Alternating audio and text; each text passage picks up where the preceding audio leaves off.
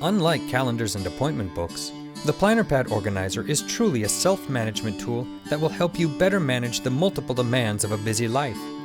It's flexible and simple to use. It literally molds to your way of doing things. There is no wrong way to use it. Our time nowadays seems limited, so we have to make decisions about where and how we spend our time.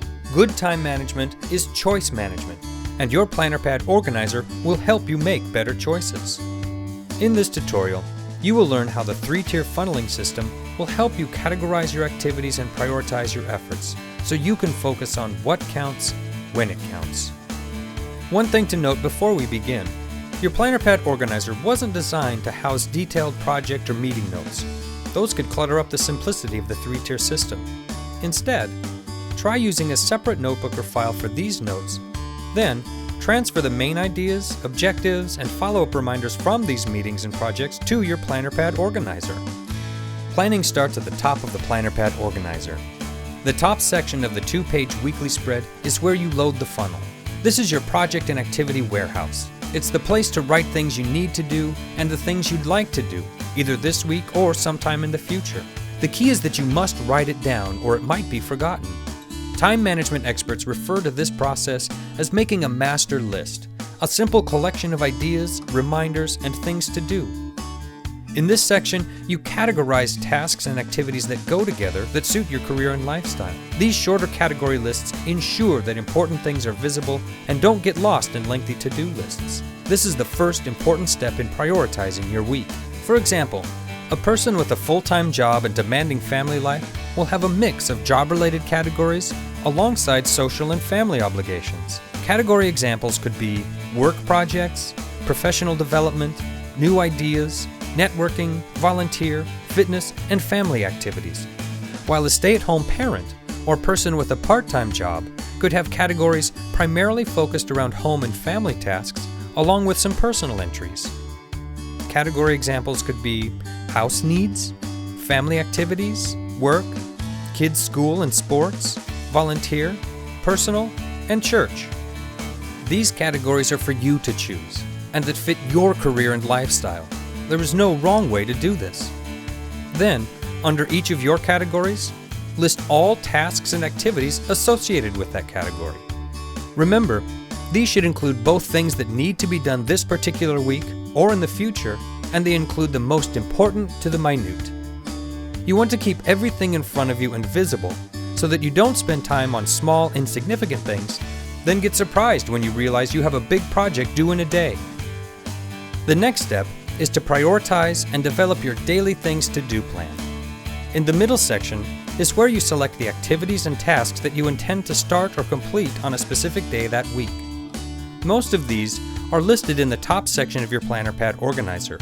Other entries can be things that just came up or don't fit into a regular category. As you scan across all of your categories and tasks in the top section, select those you see as urgent, important, or both, and assign them a day for action. This way, you effectively break down the so much to do into smaller and more manageable lists that span multiple days. As you make your choices, ask yourself key questions like, is this something I need to act on today? Does it need to be finished this week? Or even better, can someone else do it? Remember, time management is choice management. It doesn't mean you must do everything on your list that week. Don't be concerned by things left in the top section that were not assigned a day for the current week. You won't have to transfer them forward, and you won't forget them. This will be fully explained in a few minutes. At this point, you have funneled down from your activity and task warehouse important things that need to be done this week while minimizing time spent on low-priority things. The final step in the funnel system of your Planner Pad Organizer is to schedule appointments. The lower portion of your weekly planning pages replaces the common appointment book or weekly calendar. It's the place to schedule appointments, things to do, and time to work on things listed in the activities section above. It's critical that you schedule time to work on the projects that are listed in the middle section. If not, the day can easily get away from you. And don't underestimate the power of the appointment with yourself. Think of this section as the tip of the funnel. It's the point of action. Don't be frustrated if certain tasks don't get done on the day you assigned it. Unexpected things come up and you need to be flexible. You will not lose sight of these tasks because your planner pad organizer will keep everything right in front of you. Things started, things completed, and things that still need your attention.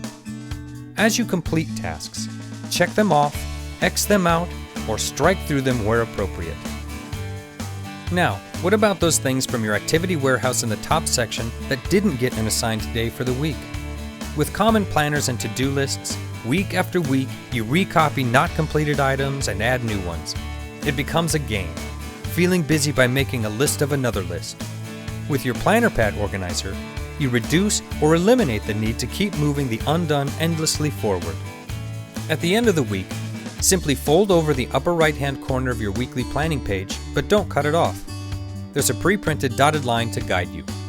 This folded corner helps you find the current week easily, and it becomes your signal that you haven't yet completed all the things listed during that week's pages. What you didn't act on during that week can stay there until you decide that you need to act on it. With each new week, before adding new categories, look back and review any page with the folded corner. Review the items still yet to be done, then determine if they need to be worked on during the current week, left for a future week, or is still worth doing at all. For activities and tasks that need current week attention, select the day that you intend to start or complete them. Now you can start to create the new categories and tasks for this or future weeks. The key is that you must write it down or it might be forgotten. These folded over page corners may accumulate, as many as 3, 4, 5, or 6 weeks back. You'll soon develop a feel for just how much deferment you can tolerate.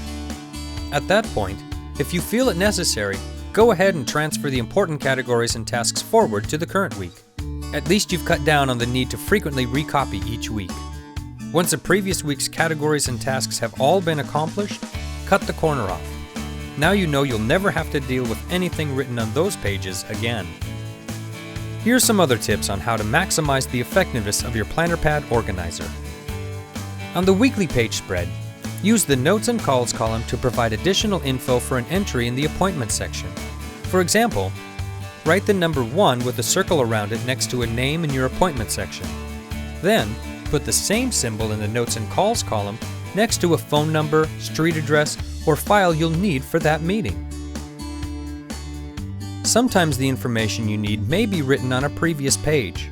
Instead of rewriting it in the current week, reference forward or back to any point in your planner pad by using page dates as a key. Then, circle or highlight special entries for emphasis. You can customize your planner pad to meet almost any special need. For longer-term planning, when you need to see a whole year or need to look at a couple years out, use the forward planning 2-page calendar spreads in the front of your organizer. Block out conferences, trips, and vacations so that you don't lose sight of them, particularly when they can be months or years out. It's all part of the prioritizing process of the funnel system of your planner pad organizer. Whenever possible, take your planner pad organizer with you, but that's not always possible. In those cases, we recommend you carry one of our Notes on the Run 3x5 cards. These handy pocket note cards let you dash off quick notes, dates, and reminders to later transfer to your planner pad organizer. In closing, remember that the planner pad organizer was designed so that it can be adapted to fit any career and any busy life. There is no wrong way to use it.